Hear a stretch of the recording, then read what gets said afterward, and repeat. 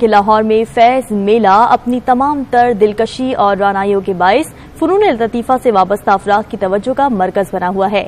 Festival میں مختلف علمی اور ادبی نشستوں کے بعد شام موسیقی نے سماع باندھ دیا۔ نجی اسکول کی طالبات نے رقص پیش کر کے حاضرین سے خوب داد وصول کی۔